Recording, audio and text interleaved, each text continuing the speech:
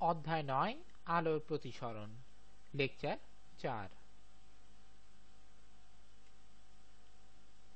আমরা ইনশাআল্লাহ এই লেকচারে লেন্সের ক্ষমতা, চোখের গঠন এবং এই চোখের গঠন 9.9 আর্টিকেলের মধ্যে অ্যাকুয়াস হিউমার ও ভিটিয়াস হিউমার, চোখের উপযোজন, স্পষ্ট দর্শনের ন্যূনতম দূরত্ব, এছাড়াও রয়েছে দর্শানুভূতির স্থায়িত্বকাল এবং দুটি চোখ থাকার কি কি সুবিধা রয়েছে তা আমরা 9.9 আর্টিকেলের মধ্যে ইনশাআল্লাহ আলোচনা করব।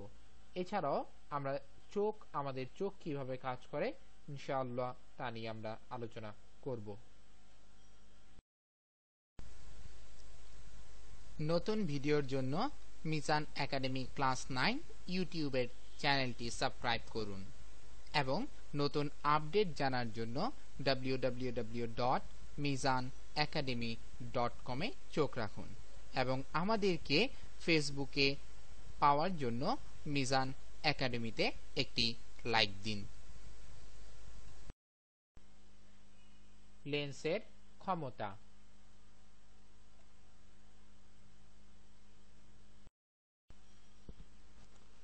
উত্তল লেন্সের যে ক্ষমতাটি রয়েছে সেই ক্ষমতাকে বলা হয় হচ্ছে অভিসারী ক্ষমতা। আমরা চিত্রে দেখতে পাচ্ছি একটি উত্তল লেন্স, সেটি আলহামদুলিল্লাহ আলোকরশ্মিগুচ্ছ লেন্সে প্রতিসৃত হওয়ার পর f2 একটি নির্দিষ্ট বিন্দুতে এসে মিলল, অর্থাৎ আলোকরশ্মি সমান্তরালভাবে আপতিত হয়ে গুচ্ছাকারে যখন লেন্সে আপতিত হয়, আপতনের পর যখন প্রতিসরণ ঘটে তখন যদি তারা একটি বিন্দুতে মিলিত হয় বা মিলিত হওয়ার টেন্ডেন্সি বজায় রাখে তাহলে সেই মিলিত হওয়ার ক্ষমতাটাকেই উত্তল লেন্সের অভিসারী ক্ষমতা বলা হয়ে থাকে।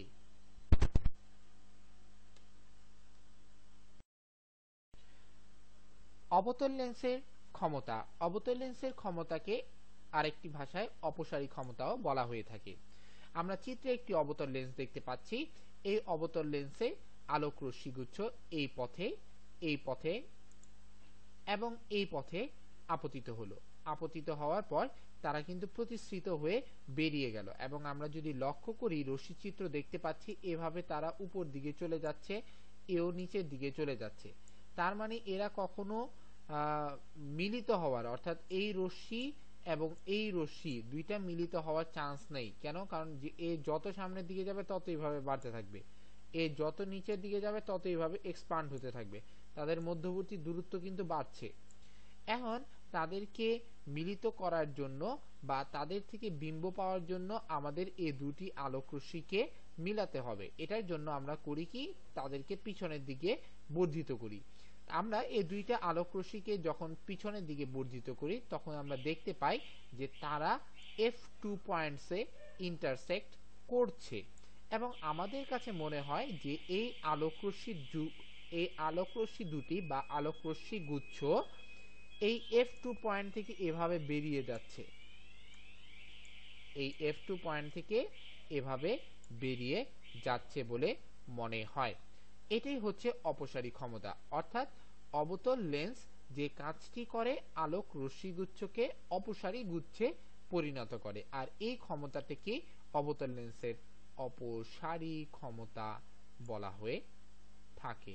আমি আবারও বলছি, আলোক রশ্মিগুচ্ছকে অপসারী বা অপসৃত বলে মনে হয় এই ধরনের টেন্ডেন্সি বা এই ধরনের কার্যকলাপ অবতল লেন্সের মাধ্যমে ঘটে থাকে এবং অবতল লেন্স আলোক রশ্মিগুচ্ছকে এভাবে অপসৃত করে ফেলে।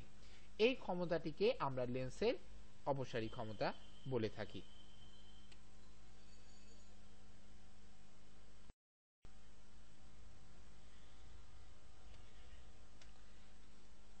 তাহলে আমরা এখন সাধারণভাবে বলতে পারি যে আমরা দুটো লেন্স দেখলাম, অবতলও দেখলাম এবং উত্তলও দেখলাম।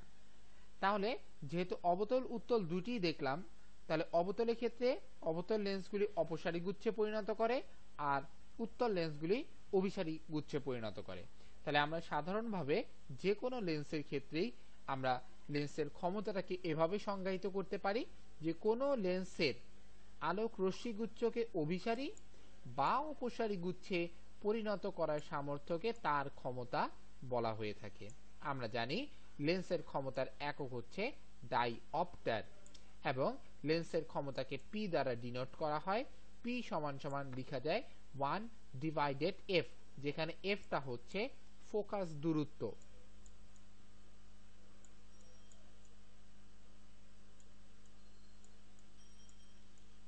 ফোকাস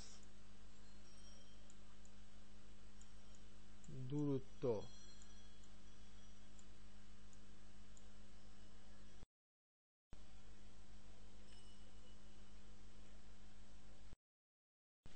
আমরা এখন ইনশাআল্লাহ কথা বলবো চিহ্নের প্রথা নিয়ে। চিহ্নের প্রথা জানার আগে আমাদের একটু বুঝতে হবে বাস্তব প্রতিবিম্ব এবং অবাস্তব প্রতিবিম্ব নিয়ে। আমরা একটা সিম্বল ড্র করি লাইক দিস। এটা হচ্ছে আমাদের লক্ষ্যবস্তু, এটা হচ্ছে আমার একটা লেন্স। এখন এই লক্ষ্যবস্তুর প্রতিবিম্বটা যদি লেন্সের এই দিকে হয়, অর্থাৎ বস্তু যেখানে বিম্ব তার উল্টা দিকে বা অপর দিকে, তাহলে এই বিম্বগুলোকে আমরা বলি হচ্ছে বাস্তব বিম্ব। এবং বাস্তব বিম্ব সাধারণত উত্তল লেন্সের ক্ষেত্রে ঘটে থাকে। এই বাস্তব বিম্বের ক্ষেত্রে আমাদের ফোকাস দূরত্বকে পজিটিভ ধরা হয়ে থাকে, অর্থাৎ উত্তল লেন্সের আমরা ফোকাস দূরত্ব পজিটিভ বা ধনাত্মক বলে থাকি। আমরা এর আগে একটা ইকুয়েশন দেখে এসেছিলাম, পি ইকুয়াল 1/f। তাহলে এফ যদি প্লাস হয় তাহলে পিও অবশ্যই প্লাস হবে। আচ্ছা, এখন আমরা আরেকটা ড্র করি। এটা আমাদের লক্ষ্যবস্তু, এটা হচ্ছে অবতল লেন্স। এই লক্ষ্যবস্তু থেকে আলোকরশ্মি অবতল লেন্সে প্রতিসৃত হয়ে এভাবে ছড়িয়ে যায়। মিলিত হওয়ার কোনো সম্ভাবনা নেই, তখন তাদেরকে পিছনের দিকে বাড়াইতে হয়। পিছনের দিকে বাড়ানোর ফলে দেখা যায় যে এই লক্ষ্যবস্তুর বিম্বটা এখানে গঠিত হচ্ছে। তার মানে লক্ষ্যবস্তুর যেদিকে রয়েছে বিম্ব সেই একই দিকে আছে। এই ধরনের টেন্ডেন্সিকে বা এই ধরনের বিম্বটাকে আমরা বলে থাকি হচ্ছে অবাস্তব। আমি আবারও বলছি, লেন্সের যেদিকে বস্তু রয়েছে সেই একই দিকে কিন্তু আমরা বিম্বটা পাচ্ছি। এটার জন্য লেন্সের এই ধরনের বিম্বকে আমরা অবাস্তব বিম্ব বলে থাকি এবং অবাস্তব বিম্বের ক্ষেত্রে ফোকাস দূরত্ব নেগেটিভ হয়।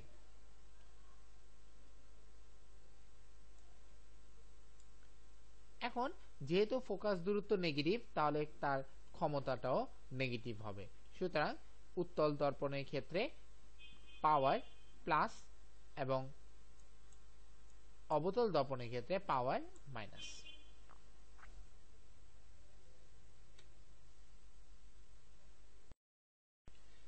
আমাদের বইয়ে একটা আলহামদুলিল্লাহ একটি গাণিতিক উদাহরণ রয়েছে, আমরা ইনশাআল্লাহ সেটি করার চেষ্টা করি। কোন লেন্সের ফোকাস দূরত্ব প্লাস 0.1 মিটার। ওকে, তার মানে এফ দেওয়া আছে। এফ এর ভ্যালুটা দেওয়া আছে কত, সেটা প্লাস 0.1 মিটার। আচ্ছা, এখানে একটা লক্ষণীয় ব্যাপার, প্লাস দ্বারা আমরা কি বুঝি? প্লাস দ্বারা বুঝতে হবে যে এই লেন্সটি হচ্ছে উত্তল লেন্স। এই লেন্সটি উত্তল লেন্স, কেননা এখানে বাস্তব বিম্ব গঠিত হয়। তাহলে আমরা যে সূত্র জানি ক্ষমতার, P সমান সমান 1/f। তাহলে 1/f এর জায়গায় সরি, আমাদের ম্যাথটা একটু ভুল হয়ে গিয়েছে। এখানে ফোকাস দূরত্বটা 10 হবে না, এখানে হবে হচ্ছে 0.1 এবং এইখানে আমাদের ভ্যালুটা চলে আসবে হচ্ছে 10।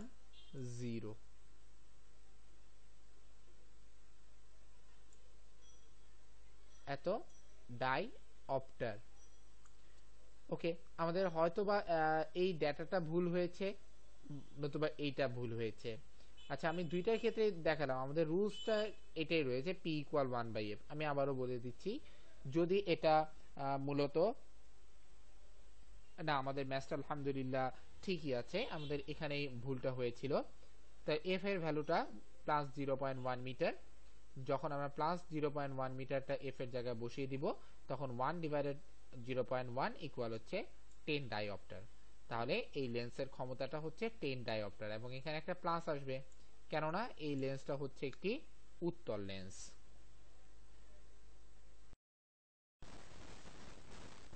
চোখের গঠন।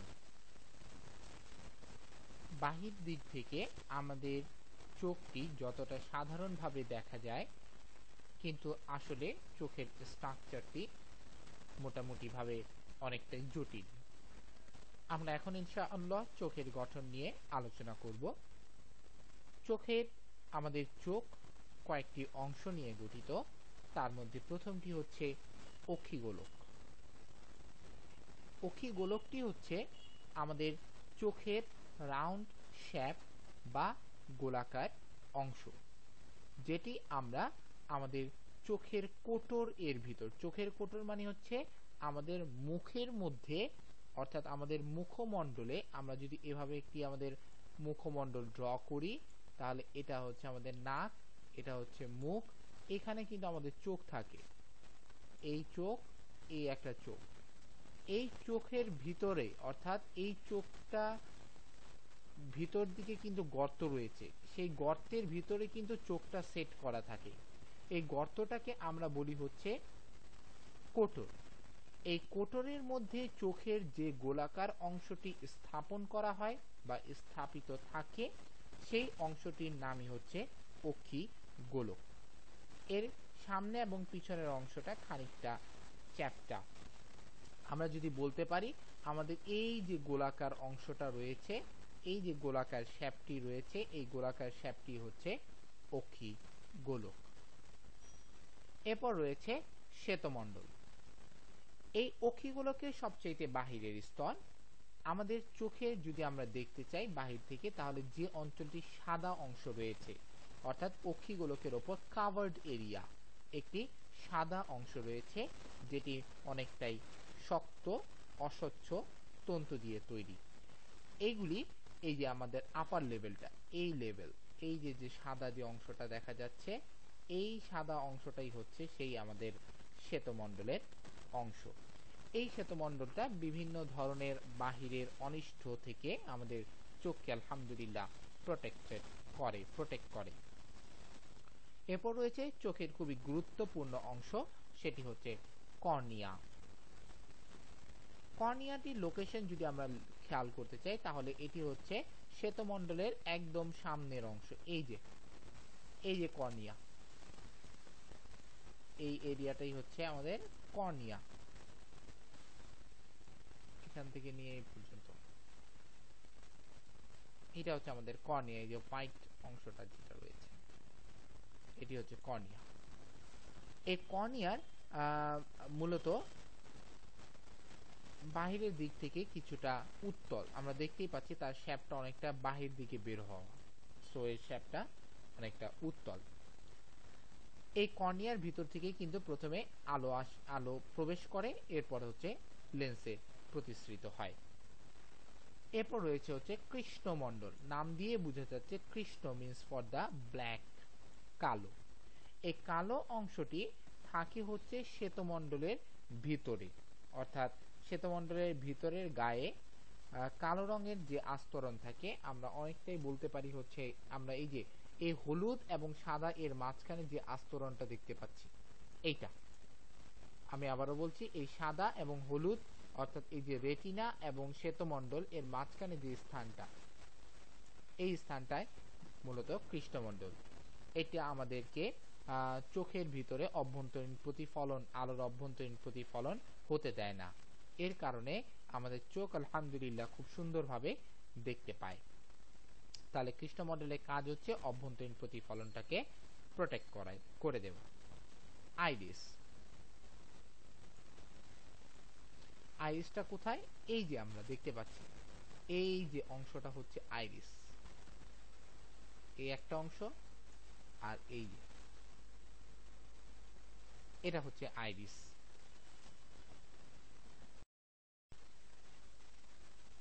এটা হচ্ছে আমাদের আইরিস। আইরিসটার অবস্থান কর্নিয়ার পেছনে, লেন্সের সামনে।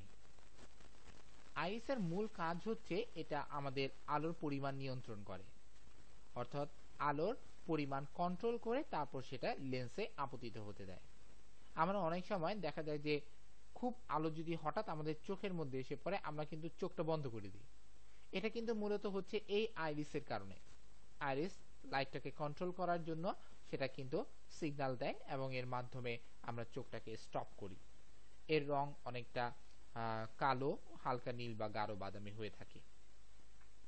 তো ডিফারেন্ট মানুষের ক্ষেত্রে এই আইরিসের কালারটা ডিফারেন্ট।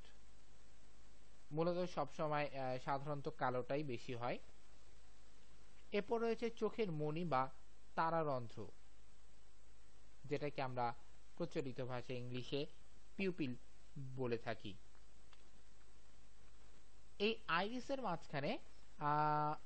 আইরিসের মাঝখানের অংশে একটা খুবই ছোট্ট ছিদ্র থাকে। এই ছিদ্রপথটা লাইক দিস, এই যে ছিদ্র, এই ছিদ্রপথটা হচ্ছে চোখের মণি। এর ভিতর থেকে আলো প্রবেশ করে লেন্সের মধ্যে আপতিত হয়।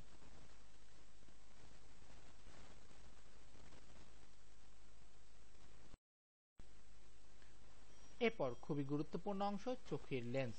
আমরা মূলত জানি চোখের লেন্স হচ্ছে একটি উত্তল লেন্স। আকৃতিটা হচ্ছে অনেকটাই এমন। এটি মাংসপেশি এবং সাসপেন্সরি লিগামেন্ট দ্বারা, এই যে সাসপেন্সরি লিগামেন্ট এবং এই যে মাংসপেশিগুলি, মাংসের অংশগুলো দ্বারা অক্ষিগোলকের সাথে কানেক্টেড থাকে। এখন এই অক্ষিগোলকের মাংসপেশিগুলোর এবং লিগামেন্টের সংকোচন প্রসারণের ফলে যদি প্রসারিত হয় তাহলে এই লেন্স টান খাবে, এর ফলে সে অনেকটা চিকন হয়ে যাবে, এর ফলে তার বক্রতার ব্যাসার্ধ কমে যাবে। ঠিক অনুরূপভাবে এটার যদি সংকোচন হয় তাহলে এই লেন্স আরো মোটা হয়ে যাবে, এর ফলে কি দেখা যাবে, তার বক্রতার ব্যাসার্ধ বেড়ে যাচ্ছে। তো আলহামদুলিল্লাহ আমাদের চোখের লেন্সের উপর এই সাসপেন্সরি লিগামেন্ট এবং মাংসপেশির যে কন্ট্রোল রয়েছে সংকোচন প্রসারণের মাধ্যমে, এর মাধ্যমে আলহামদুলিল্লাহ লেন্সের ফোকাস দূরত্ব পরিবর্তন হয় এবং আলহামদুলিল্লাহ ফোকাস দূরত্ব পরিবর্তনের মাধ্যমে আমরা ইনশাআল্লাহ যে কোনো দূরত্বের বস্তু স্পষ্টভাবে আলহামদুলিল্লাহ দেখতে পাই।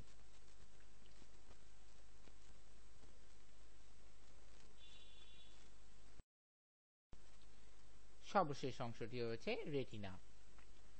আমরা চিত্রে দেখতে পাচ্ছি ইয়েলো কালারের একটি অংশ, যেটি হচ্ছে রেটিনা নামে পরিচিত, কিন্তু অ্যাকচুয়ালি এটা মূল কালারটি অনেকটাই গোলাপি রঙের, সেটা অক্ষিগোলকের ভেতরে অবস্থিত।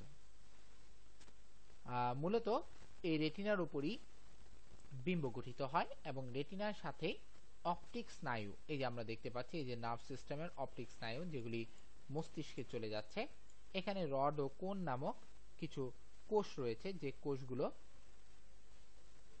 মস্তিষ্কের সাথে সংযুক্ত। তো রেটিনার উপর আলো পড়লে এই স্নায়ুতন্ত্রগুলো এক ধরনের উত্তেজনা সৃষ্টি করে এবং মস্তিষ্কে আমরা দেখার মতো এক ধরনের অনুভূতি পেয়ে থাকি। এই রেটিনা খুবই গুরুত্বপূর্ণ। যদি রেটিনার সামনে কোনো বিম্ব গঠিত হয় তাহলেও এই চোখ স্পষ্টভাবে দেখে না, রেটিনার পিছনেও যদি কোনো বিম্ব গঠিত হয় তাহলে এই চোখ স্পষ্টভাবে দেখে না। বিম্ব গঠিত হওয়ার জন্য শর্ত হচ্ছে রেটিনার উপরে আলো পড়বে এবং বিম্ব গঠিত হবে। Aqueous humour.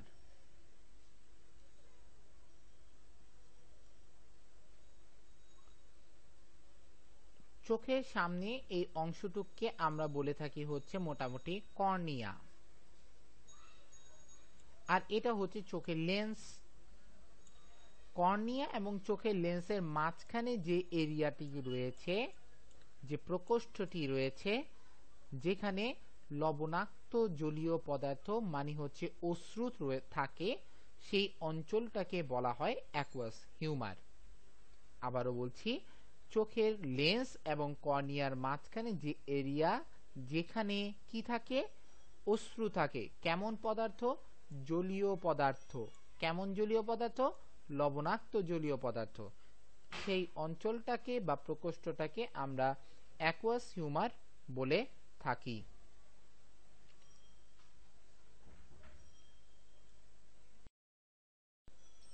Vitreous humour. Vitreous humour হচ্ছে চোখের রেটিনা, এই যে রেটিনা, এবং লেন্স এর মাঝখানে বিশাল যে এরিয়াটি রয়েছে, বিশাল যে প্রকোষ্ঠটি রয়েছে, এই প্রকোষ্ঠটাকে আমরা বলে থাকি হচ্ছে ভিট্রিয়াস হিউমার। এখানে জেলির ন্যায় কিছু পদার্থ থাকে, অর্থাৎ জেলির ন্যায় কিছু অর্ধতরল পদার্থ এখানে জমা থাকে। এটা অনেক সময় আমরা আমাদের এই চোখের ঘুম থেকে উঠলে চোখে যে আমরা কেঁচড় দেখি, এটাও হতে পারে।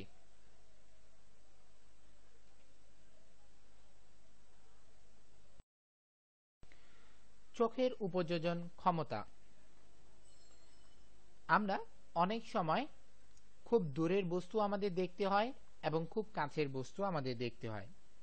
আমরা অনেক সময় খুব দূরের বস্তু দেখার জন্য আমরা খুব চোখটাকে টান টান করি, আবার দেখা যায় অনেক সময় কাছের বস্তু দেখার জন্য চোখটাকে খুব ছোট করে ফেলি।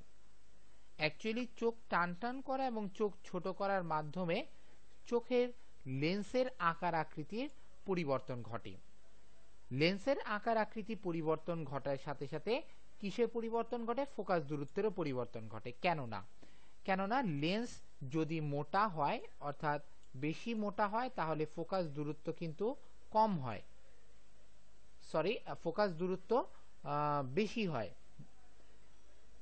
এবং লেন্স যদি খুবই পাতলা হয় বা চিকন হয়, তাহলে ফোকাস দূরত্ব কিন্তু কম হয়। আমরা যখন চোখটাকে খুব টান টান করি, তখন কিন্তু লেন্স পাতলা হয় বা চিকন হয়, অর্থাৎ দুই সাইড থেকে যে পেশিটা চোখের লেন্সের সাথে কানেক্টেড থাকে, সেটা টান প্রযুক্ত হয় এবং লেন্সগুলি চুপসে যায়, অর্থাৎ পরস্পরের সাথে দূরত্ব খুবই কম রাখে। মানে এই ধরনের একটা পাতলা ফরম্যাট ক্রিয়েট হয়। আবার যখন আমরা চোখটা খুব ছোট করি, তখন আমাদের দেখা যায় যে চোখের যে লেন্সটা রয়েছে তার উপর চাপ পড়ে, উপর থেকে চাপ পড়ে, এর কারণে সেটা অনেকটা মোটা হয়। এর কারণে দেখা যায় ফোকাস দূরত্বটা বেড়ে যায়। এই ফোকাস দূরত্ব পরিবর্তন করার মাধ্যমে রেটিনার উপর স্পষ্ট বিম্ব গঠিত হয়। অর্থাৎ আমরা তো জানি যে চোখের লেন্সের ক্ষমতাটা হচ্ছে অভিসারী ক্ষমতা। ফোকাস দূরত্ব কন্ট্রোল করার মাধ্যমে এমনভাবে চোখটাকে আলহামদুলিল্লাহ আমরা সেট করি, অর্থাৎ লেন্সটার ফোকাস দূরত্বটা এভাবে সেট করা হয় যাতে ফোকাসিং পয়েন্টটা রেটিনার উপর পড়ে এবং ইনশাআল্লাহ বিম্বটা যাতে সেখানে গঠিত হয়, যাতে করে আমরা ইনশাআল্লাহ স্পষ্ট বিম্ব দেখতে পাই।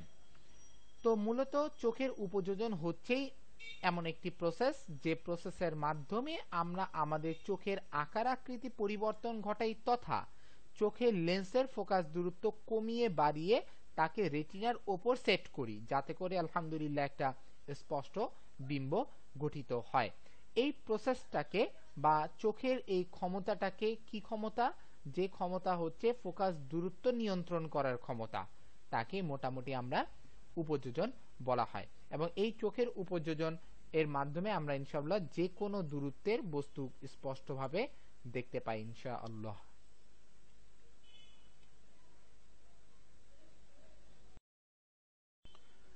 স্পষ্ট দর্শনের নিকটতম দূরত্ব।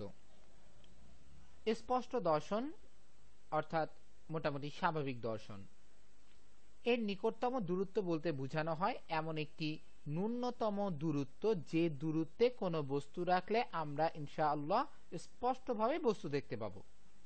সেই দূরত্বকে আমরা মোটামুটি স্পষ্ট দর্শনের নিকটতম দূরত্ব বলি। এবং এটা কিন্তু একটা স্বাভাবিক চোখের জন্য প্রযোজ্য, চশমা লাগিয়ে এমন না। আমি আবারও বলছি, স্পষ্ট দর্শন হচ্ছে বা স্পষ্ট দর্শনের নিকটবিন্দু বলতে চোখ হতে সেই ন্যূনতম দূরত্ব বোঝায় যেখানে আমরা বিনা পরিশ্রমে অর্থাৎ বিনা শ্রান্তিতে স্পষ্টভাবে দেখতে পাবো, যেটাকে আমরা মূলত 25 সেন্টিমিটার বলে থাকি, বা 25 সেন্টিমিটার দূরত্বকে আমরা নিকটতম দূরত্ব বলে থাকি। এছাড়া চোখের দূরবিন্দু যেটা রয়েছে, অর্থাৎ খুব দূরে যে বস্তু রয়েছে, সেই বস্তুটাকে ভালো মতো দেখার জন্য, অর্থাৎ একটা স্বাভাবিক চোখ যত দূরের জিনিস স্পষ্টভাবে দেখতে পায়, তাকে আমরা সেই চোখের জন্য স্বাভাবিক দূরবিন্দু বলে থাকি। আমি আবারও বলছি যে দূরবিন্দু হচ্ছে সেই বিন্দু বা সেই দূরত্ব একটা চোখের স্বাভাবিক চোখের জন্য যে দূরত্বের বস্তু চোখ স্পষ্টভাবে দেখতে পায়, এবং এটা হচ্ছে ম্যাক্সিমাম ডিস্টেন্স, ন্যূনতম না, সবচাইতে যত দূরে একটি চোখ বস্তু দেখতে পায় সেটাকে আমরা দূরবিন্দু বলে থাকি। মূলত এই ডিস্টেন্সটা অসীম, অনেক দূর পর্যন্ত বোঝানো হয়।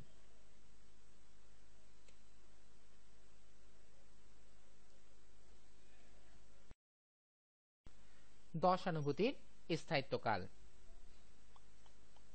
দশানুভূতির স্থায়িত্বকাল হচ্ছে 0.1 সেকেন্ড। এই 0.1 সেকেন্ড বলতে কি বোঝায় অ্যাকচুয়ালি? আমাদের মস্তিষ্ক হচ্ছে একটি কন্ট্রোল প্যানেল বা কন্ট্রোল ইউনিট, যে বিভিন্ন ধরনের মেসেজ, ডেটা, অনুভূতি, রেসপন্স এগুলোকে সেভ করে। এখান থেকে ওয়ান কাইন্ড অফ কি করতে হবে তার একটা ডিসিশনও চলে যায়। যে কোনো ডেটাই আমাদের মস্তিষ্কে আসুক না কেন, এই মস্তিষ্ক কিছুটা সময়ের জন্য সেই ডেটাকে আমাদের মাথার মধ্যে তার একটা প্রভাব বজায় থাকে। সো দর্শন, আমরা যে জিনিসটা চোখ দিয়ে দেখি সেটাও কিন্তু একটা ডেটা আমাদের চোখের ভিতর দিয়ে মস্তিষ্কে চলে যায়। মস্তিষ্কে যাওয়ার পর 0.1 সেকেন্ড পর্যন্ত এই ডেটার প্রভাব, এই ডেটার অনুভূতি, এই ডেটার রেশ আমাদের মস্তিষ্কে বিরাজমান থাকে। আমি আবারও বলছি, 0.1 সেকেন্ড পর্যন্ত আমরা কোনো বস্তুকে যদি দেখি, সেই দেখা বস্তুর যে ডেটা আমাদের মাথায় যায় তা 0.1 সেকেন্ড পর্যন্ত আমাদের মস্তিষ্কে এর প্রভাব বজায় থাকে, এর অনুভূতি বজায় থাকে, এর রেশ আমাদের মাথায় থাকে, মস্তিষ্কে থাকে। এই সময়টুকুকে বলা হয় দশানুভূতির স্থায়িত্বকাল, অর্থাৎ দর্শনের অনুভূতি যতটুক সময় ধরে মস্তিষ্কে স্থায়িত্ব পায় বা বিরাজ করে। আচ্ছা, এখানে একটা কথা বলে রাখা বেটার, যদি কোনো ডেটা 0.1 সেকেন্ডের আগে আমার মাথায় চলে আসে, আমি এক্সাম্পল দিচ্ছি, ধরে নেই এ একটা চিত্র, বি একটা চিত্র, এটা একটা চোখ, এ থেকে আলোক রশ্মি বি চোখে গেল। এখন এই চোখে যদি 0.1 সেকেন্ডের আগে বি থেকে কোনো আলোক রশ্মি পৌঁছে, তাহলে এই চোখ বি এর আলোক রশ্মির কোনো অনুভূতি, কোনো রেশ, কোনো প্রভাব এই চোখের দ্বারা মস্তিষ্ক অ্যাবজর্ব করবে না। তার মানে সে 0.1 সেকেন্ড পর্যন্ত এ এর বা এ ছবি বা এ বস্তুর থেকে যে আলোক রশ্মিটি এসেছিল তার প্রভাবটাই সে তার নিজের মধ্যে রাখবে।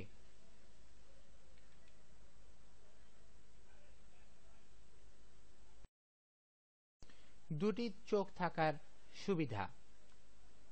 দুটি চোখে দুইটা রেটিনা থাকে, তাহলে দুইটা রেটিনায় বিম্ব দুটো হবে। মস্তিষ্কের সাথে চোখ অপটিক স্নায়ু দ্বারা কানেক্টেড থাকে, তো মস্তিষ্ক সেই দুটি বিম্বকে একটি বিম্বতে উপরিপাতনের মাধ্যমে তৈরি করে থাকে।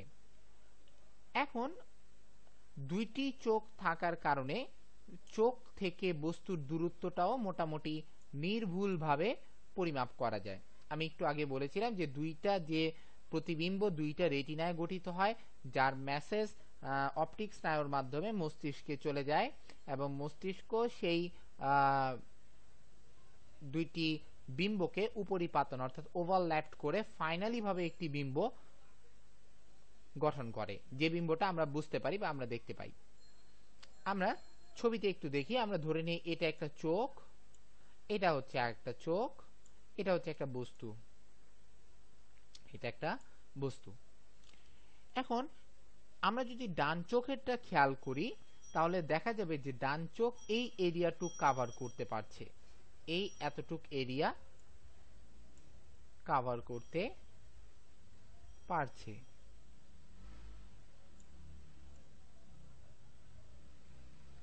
এতটুক এরিয়া ডান চোখ কভার করতে পারছে, ফলে ডান চোখের কাছে কিন্তু এই এরিয়াটুক মিসিং। ঠিক অনুরূপভাবে বাম চোখের বেলায় যদি আমরা চিন্তা করি, বাম চোখ ঠিক এতটুক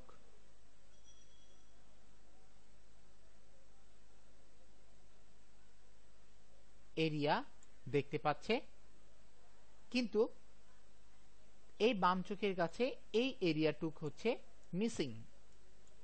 তাহলে আমরা দেখতে পাচ্ছি যে একটা চোখ এই বস্তুর সম্পূর্ণ অংশ দেখতে ক্যাপেবল বা সমর্থ নয়। তাহলে দেখা যাচ্ছে এই চোখের যে অংশটা বাদ পড়ে যাচ্ছে, এই অংশটা, এটা কিন্তু এই চোখ দ্বারা কাভার হয়ে যাচ্ছে। ঠিক অনুরূপভাবে এই চোখ দ্বারা এই অংশটা বাদ পড়ে যাচ্ছিল, এই বাদ পড়া অংশটা কিন্তু এই চোখ দ্বারা আবার কাভার হয়ে যাচ্ছে। অর্থাৎ দুইটি চোখের দুইটি ডিফারেন্ট বিম্ব মস্তিষ্ক যোগ করে, উপরিপাতন করে, ওভারল্যাপ করে ফাইনালি ভাবে এই টোটাল যে একটি বস্তু রয়েছে তার বস্তুর প্রতিবিম্ব গঠন করে, এবং আমরা আলহামদুলিল্লাহ সেটা দেখতে পাই।